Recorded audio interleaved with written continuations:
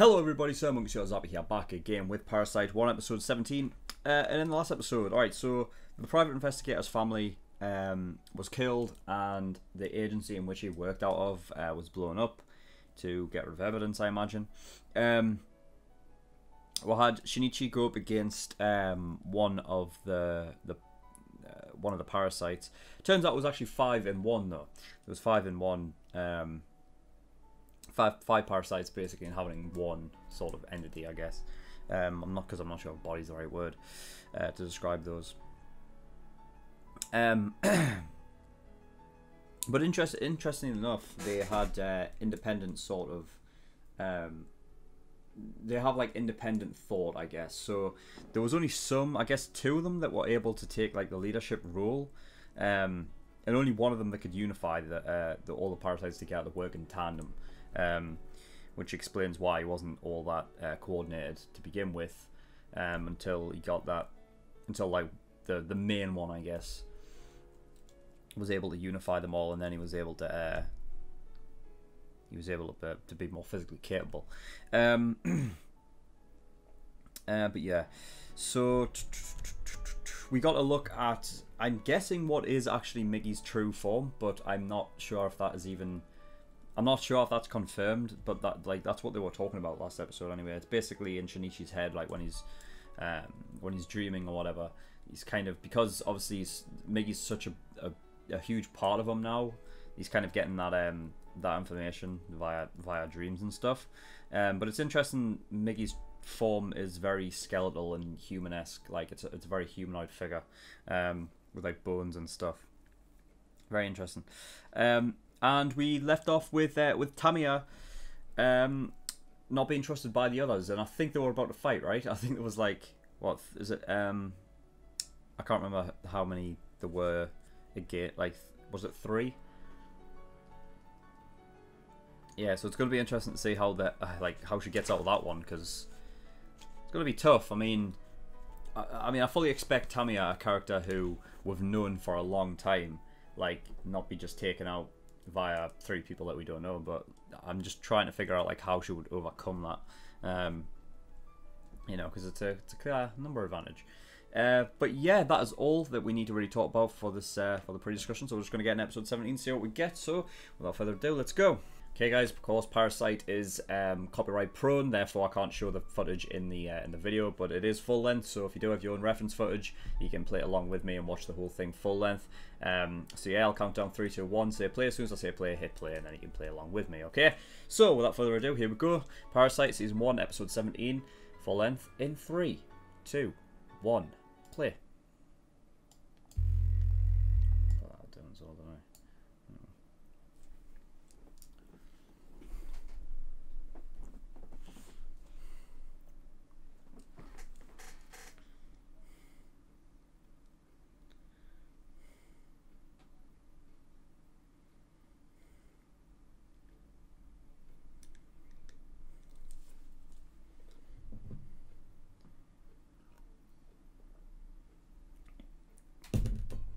So that's like a...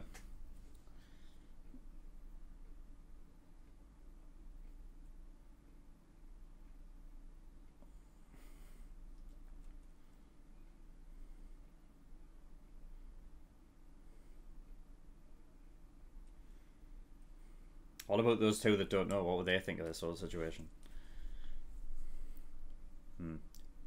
Indeed.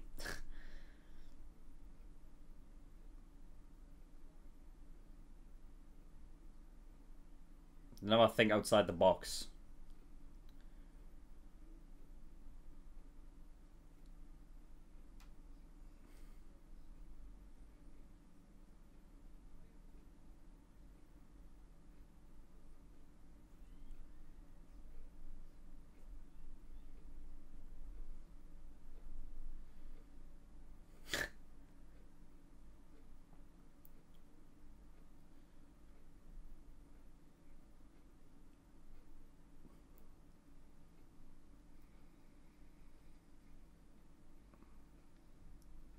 Shit, just got real confidence. Should just use it to get away. Alright.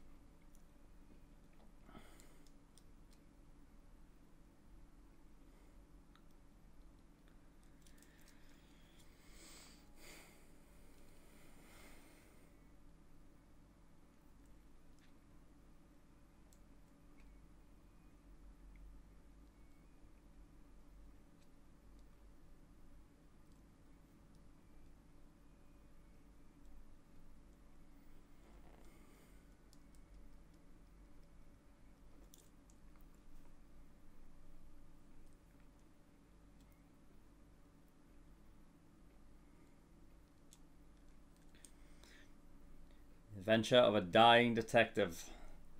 What do you mean by dying? He's just gonna get himself killed?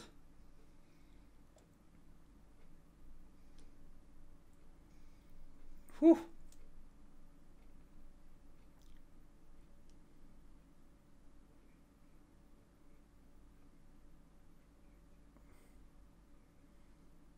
Huh.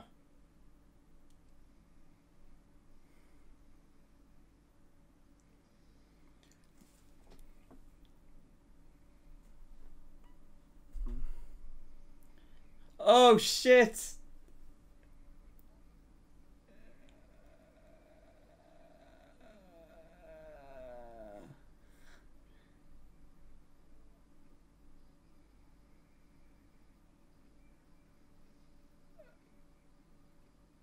She fused a bit of herself with him. Oh, that's cool. Oh,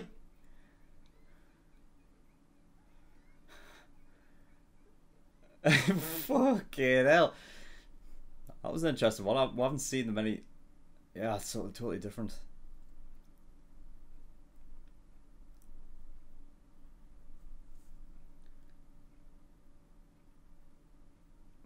Did they follow her? What are you doing? Come on. She changed again.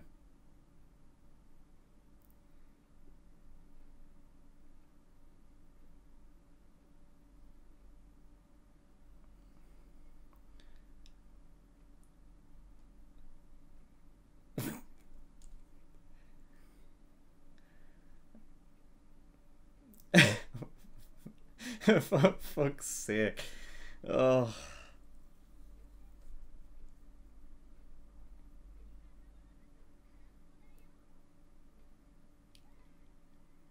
What?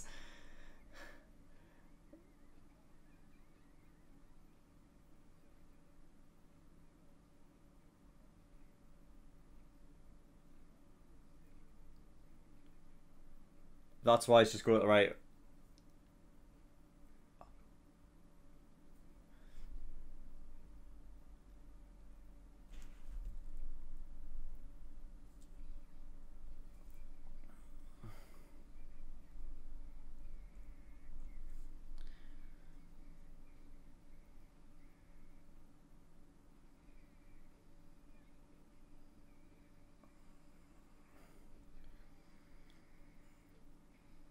Oh.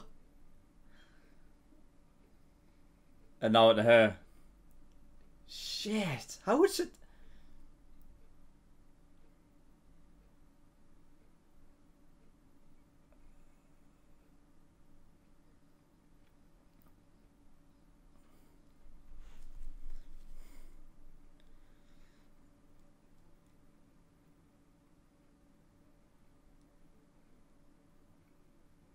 Well, you managed to do it with the other one. The other dude.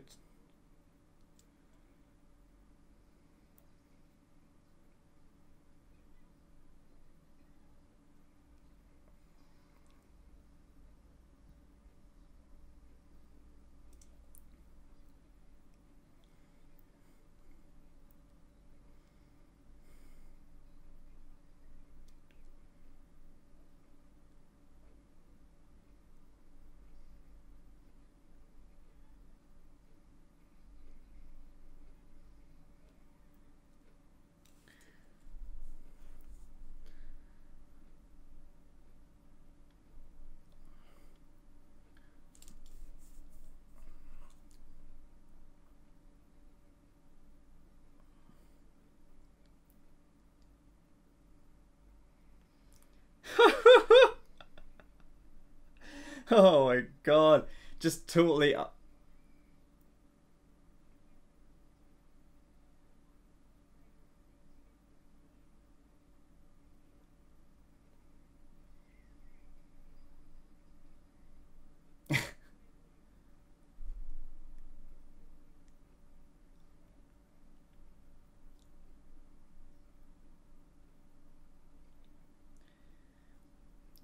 So she just...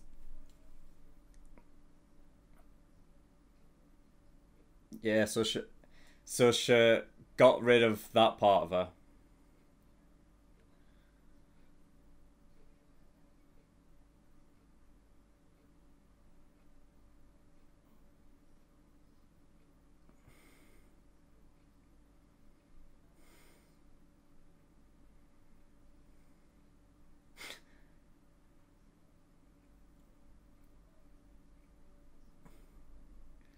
Nice. She totally outthought, like, just outsmarted them.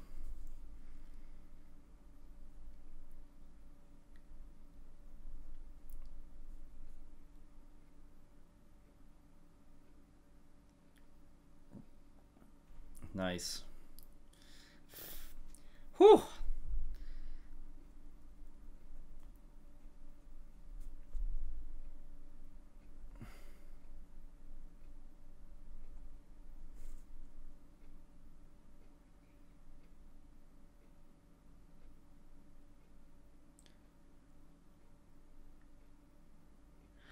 Ah, shit. The private investigator took the baby. Oh, God.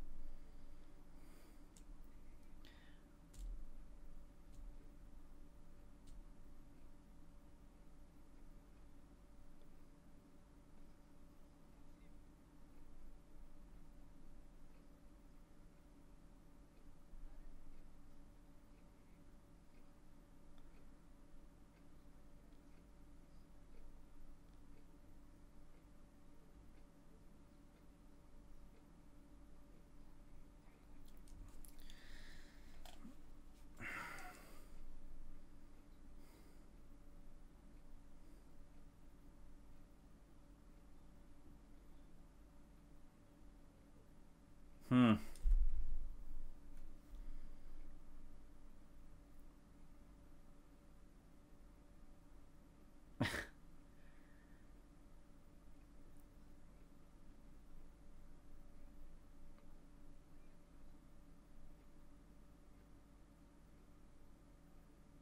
I feel like she's becoming, like, more susceptible to human emotion and stuff. Oh, Morano, why are you there? Why are you there?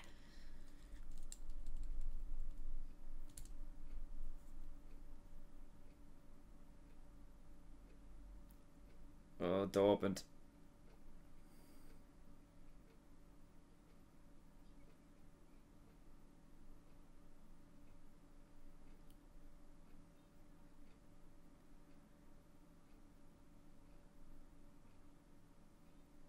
She doesn't know he's...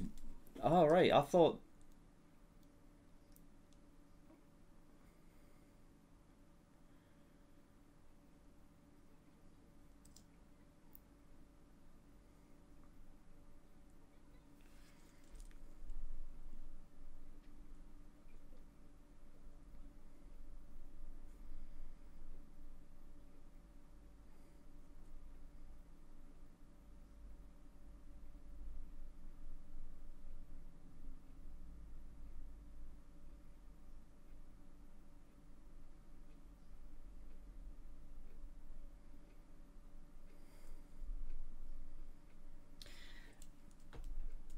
I'm surprised Morano can't pick up...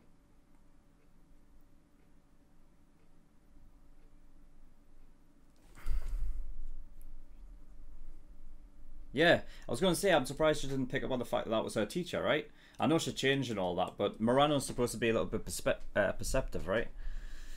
Okay, I'm glad it...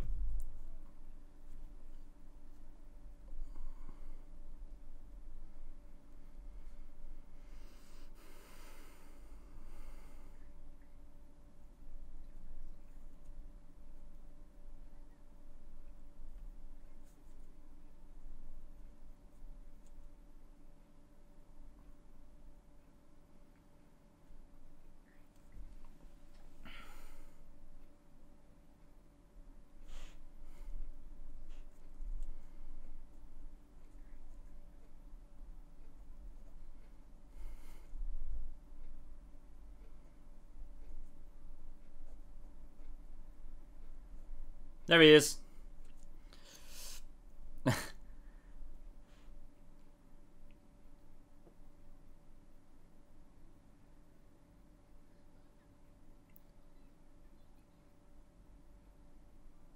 Bus stop. Fuck's sake, now Morano's gonna be there as well. Come on.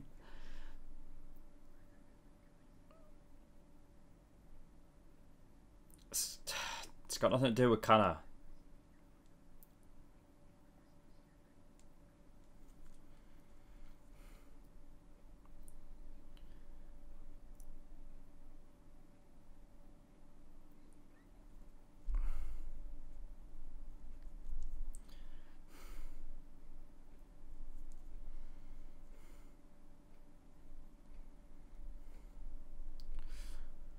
Just trying to run away from him.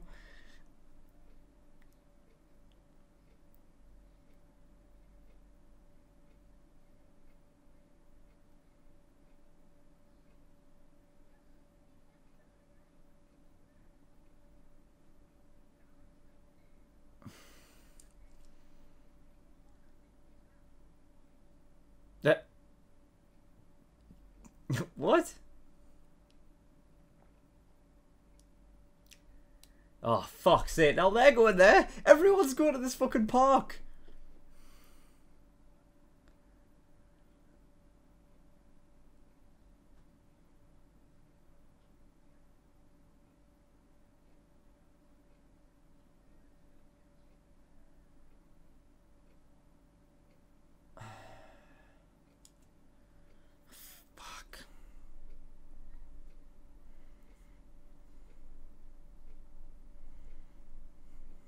First time yeah, it's a lot of episode there's a lot of this episode without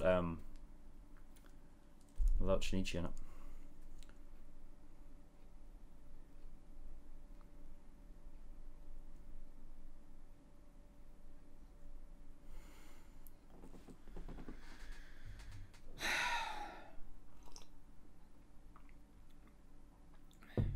The thing is, it wasn't even Tamia that did anything, was it? Although I'd get him involved, I guess, but...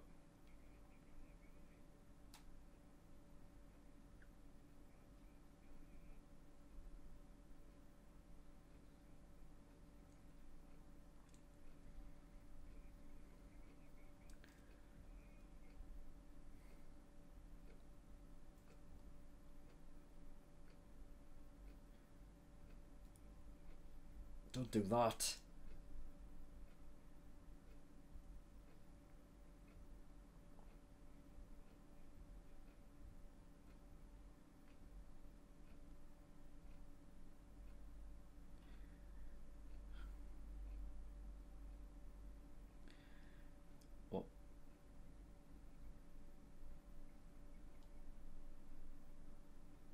Was that like a motherly sense she's got going on there? I think she is. Just becoming more susceptible to that kind of stuff. Ah, don't do that!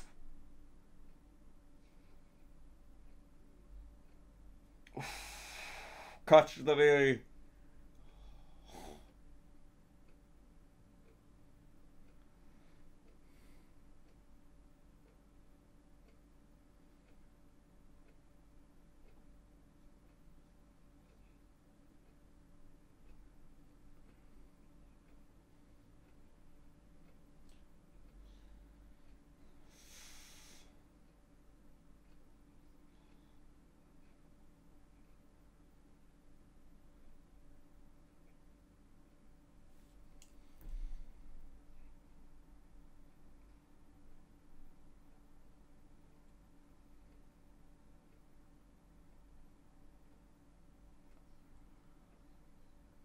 She does. She has like motherly instinct now.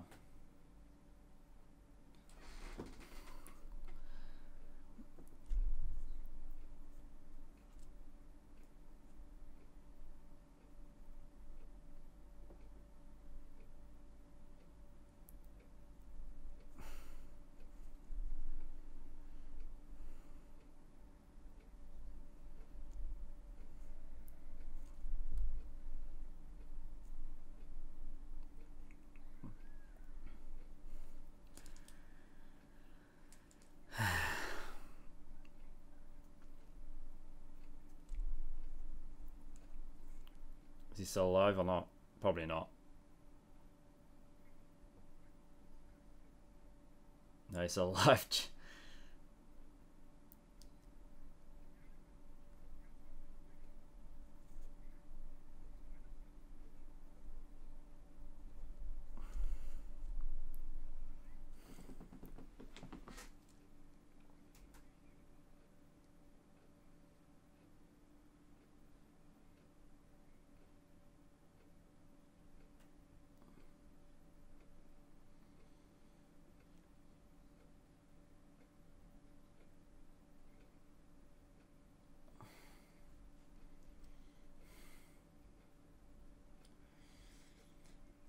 Oh, no. Nope, nope, nope, nope, nope, nope, nope, nope.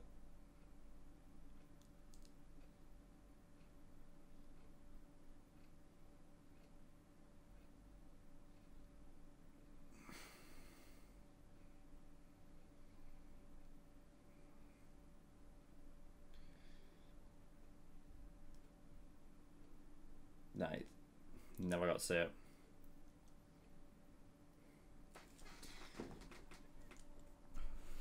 Alright. He never gave up Shinichi then. I'm glad you didn't either, mate.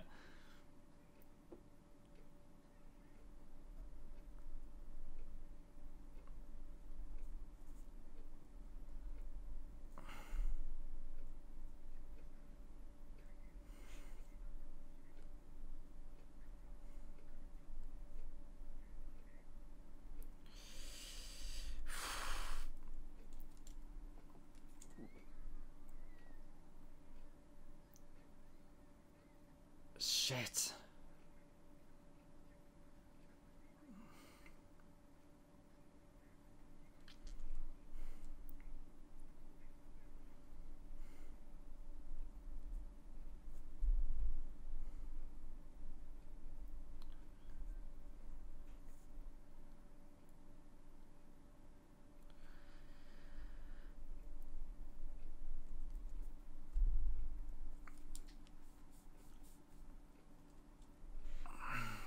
So what you gonna give him then? That'll be the end of this episode, won't it? Yeah. Ah. Okay, episode 17. Right. Really good episode. There was absolutely like so little of Shinichi in that episode. Yeah, I think the point was like, you know, it wasn't revolving around him. It was around Tamiya's, and I think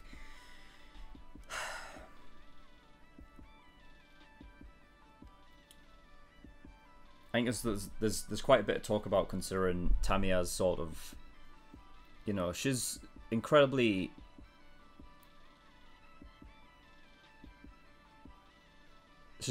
curious, Tamiya, which, you know, I've said before that Tamiya should never really her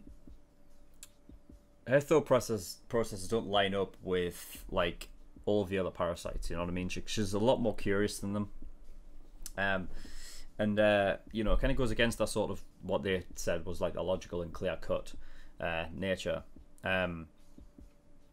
you know, but she is becoming susceptible to human emotion. Like, obviously you saw that like a little sneak peek, like I don't know how many episodes was ago, when she laughed and she was, you know, she was like, this is the first time that, you know, I've ever wanted to naturally laugh.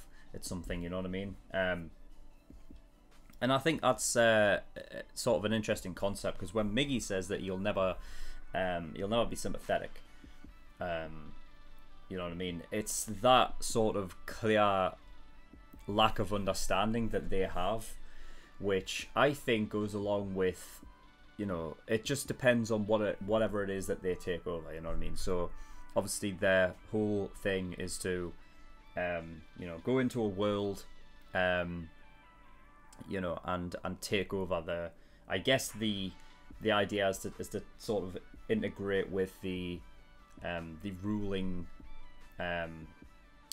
species of that planet, you know, because obviously there was, when the series first started out, there was some that were sort of, they felt you know, like they'd done wrong when they took over an animal, or, you know, instead of taking over a human. And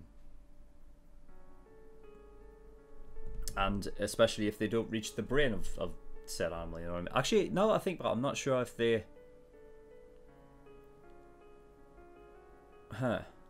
Were they, did they feel like they failed their mission if they didn't get a human? I can't remember. I know they did it if they couldn't get the brain. I can't remember if they did it if it was like an animal or something that wasn't a human. I can't remember. But yeah, I think it kind of goes hand in hand with that. The longer you sort of, the longer they are what they are, I think that they just get more integrated and just sort of evolve. I think that's their whole point, is like they sort of evolve to be what the species that they're overtaking is. So they just kind of evolve into that, and I think that's kind of what's happening, especially with Tamiya, and I'm not sure if it's because she is more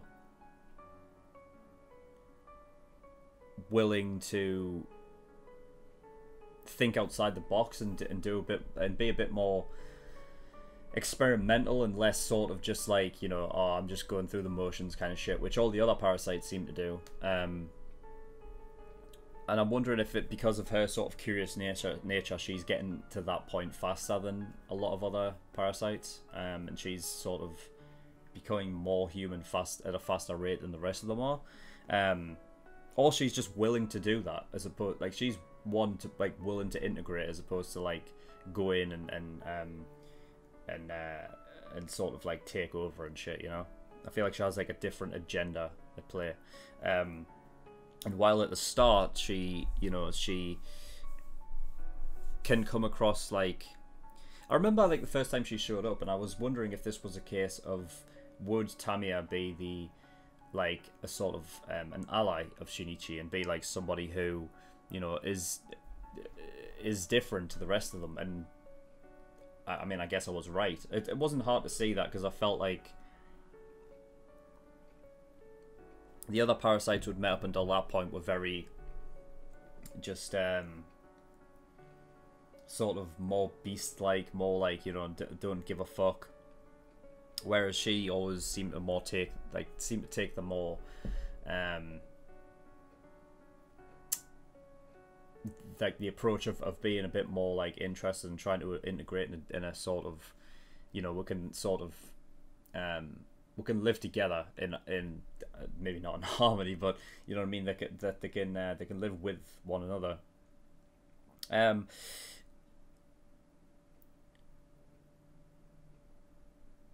it's definitely an interesting one now that, like, obviously you saw it, the red like speckles in her eye, and then Miggy pointing out that this is something completely different, and I think that's motherly love that's just getting there. That's an emotion that is I think it goes. This is something that can go hand in hand as well with her in the future. Is, well, depending on if she survives. I don't know how long she's going to, like, she'll be alive for, but the idea that she was saying before about how, like, the animosity and the hostility sort of it's not really an emotion, because they don't really describe it as emotion, but something that they sort of portray is the strongest feeling that a parasite is able to, what was the word?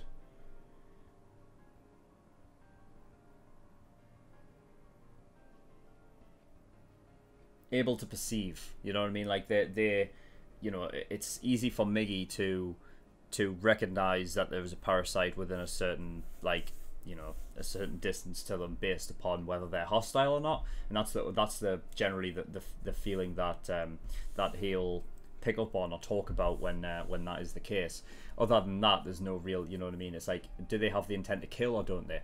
And Tamiya bringing that up as sort of like the strongest feeling, I'm wondering if with this sort of, with her character, if it's going to be something along the lines of motherly love, is like something that is on the same level, and if not maybe more. You know, because generally if it comes to humans, those are kind of, you know, those are like sort of like the opposites, and those are more or less the more those are like the more out there feelings that that a human can emote in a sort of way, is like rage, like intent to kill, something that's so like, you know, visceral. And then on the other side is like love, you know what I mean? They're two very much big.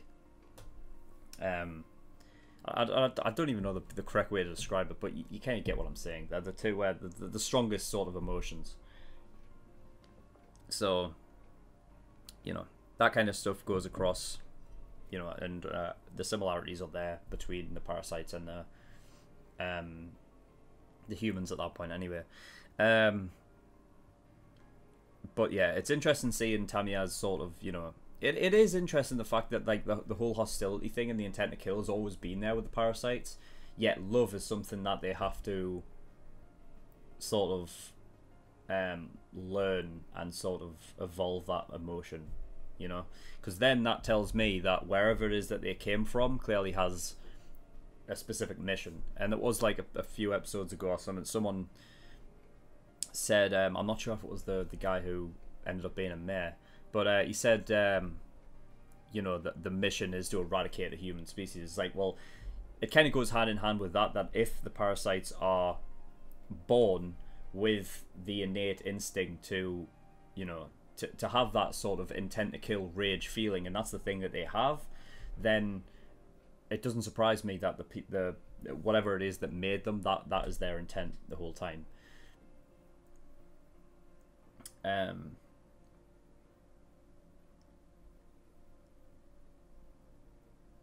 It's definitely an interesting episode. The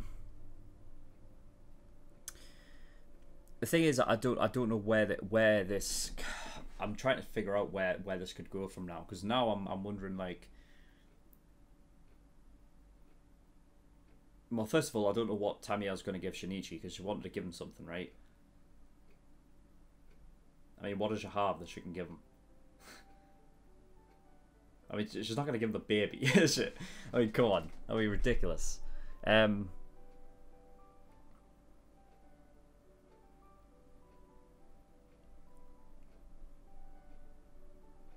Yeah, I couldn't even guess where this comes, where this goes from here. But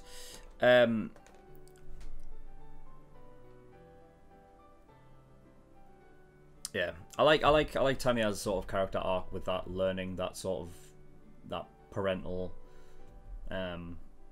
love, and specifically motherly love, because I think you know, obviously it's been something that's been it's been in her arc for a long time now, you know, and you've seen it from like start to finish, you know, when she was pregnant to when she's had the baby, not giving a fuck about it, like sort of just thinking about it as experiment material or whatever the fuck.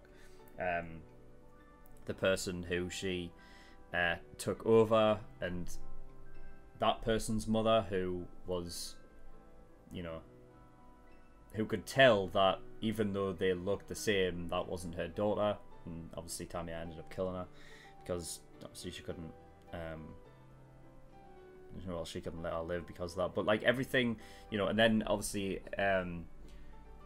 her in Shinichi's house looking up all of the fucking like the photos and stuff and pictures of Shinichi with his mother, you know, when he was a baby and whatnot, and it's kind of like, yeah, it's interesting.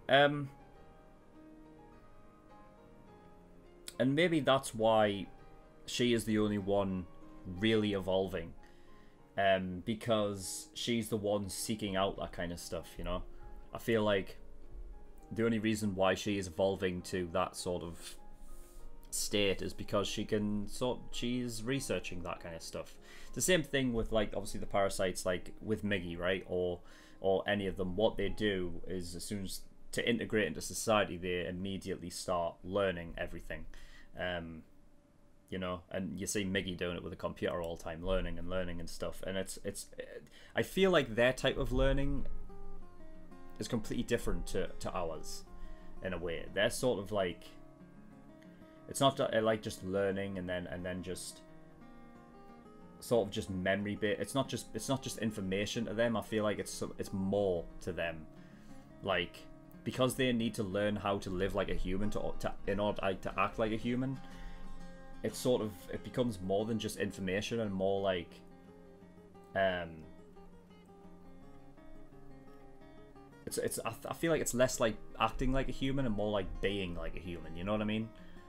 So there's a lot more there, especially when you go into, like, you know, when it comes to like humans, obviously we're more than just information in the brain, you know what I mean? Like a lot of, like, you know, as humans we kind of have feeling, and you know, and I've said the whole empathy and sympathy thing like a lot when regards to humans, but I think that's something that, you know, just like they would when they're learning information like we normally would, I feel like it's the same thing with human emotion. It's like almost like downloading a sort of like a, you know, that feeling into them, and that's the reason why she's got it. It's because she sort of researches it, and sort of everything she's done for like the past, I don't even know how many episodes, but like, you know, taking a class, learning about you know, like parently love and whatnot in nature and whatnot, and every, like, you know, she's been at this for a while regarding a baby, and it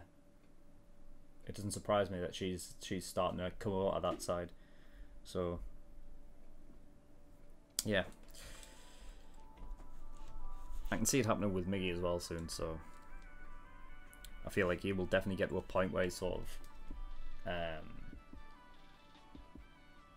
he's able to think more in the lines of what Shinichi would do. So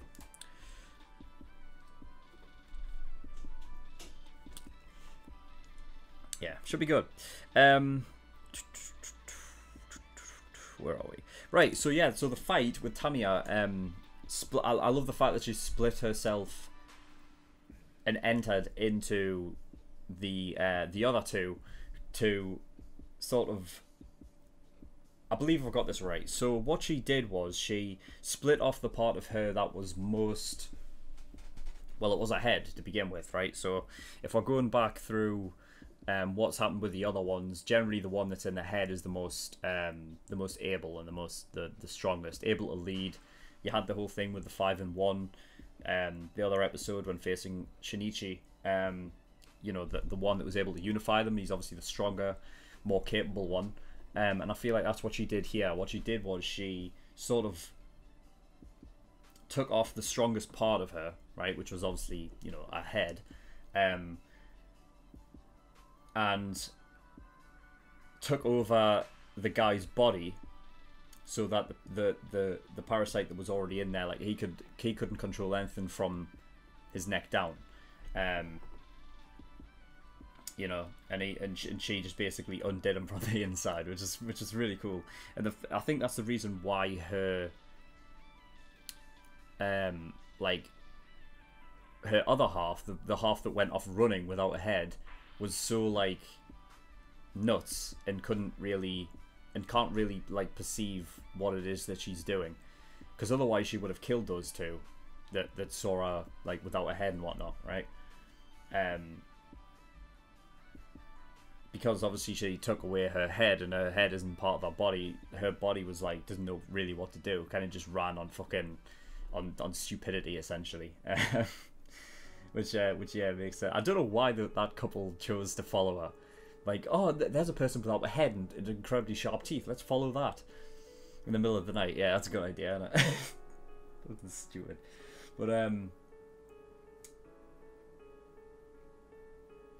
yeah. I mean, it made a point to say it because obviously she opened her head and said, "No, I've got an empty head." You know what I mean? So yeah, it's basically, yeah, cementing the fact that you know, she took off like the most important part of her to interact with the rest of them and do them from the outside in, or the inside out, sorry. And all of that bit with Tamiya like the bit that she took off her head had all of that like hostility and animosity that she said was obviously the most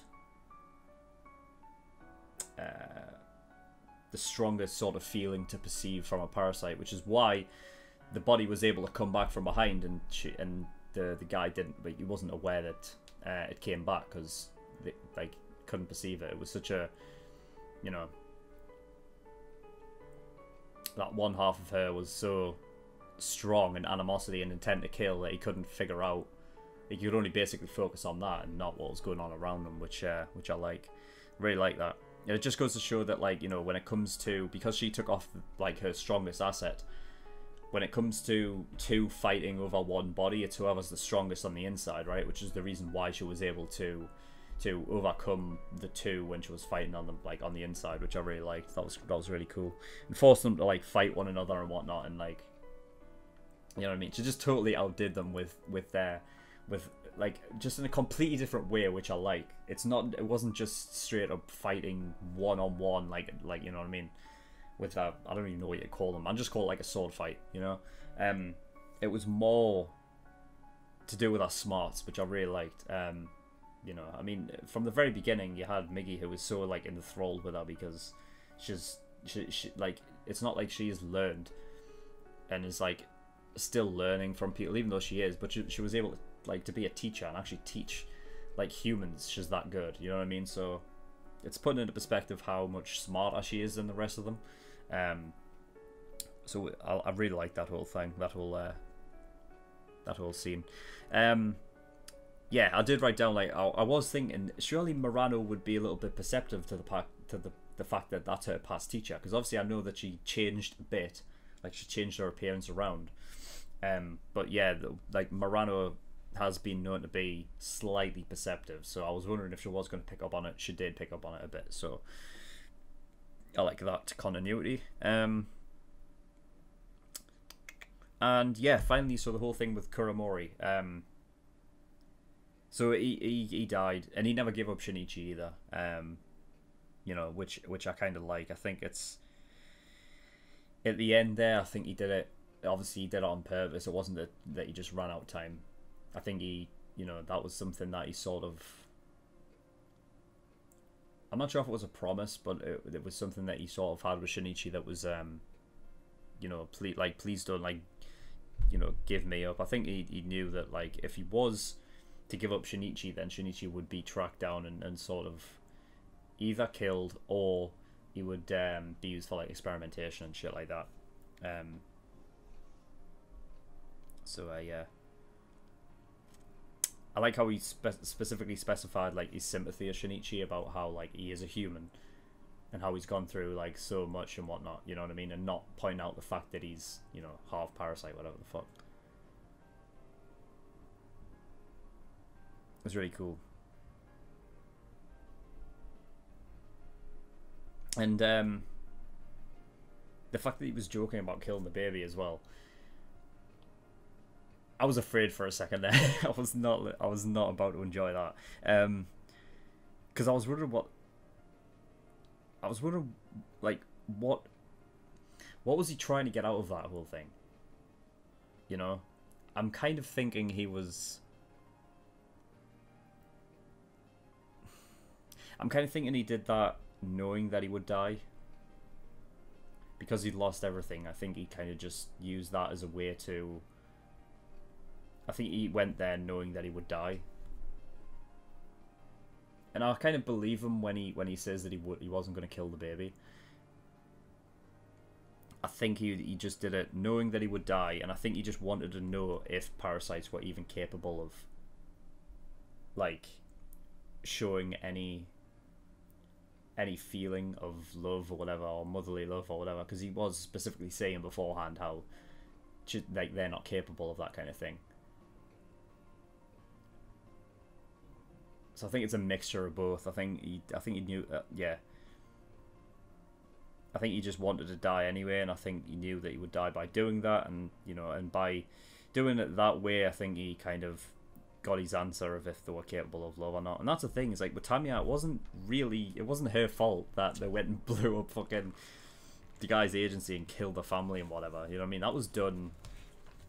I feel like that was done without Tamiya's consent. Like, but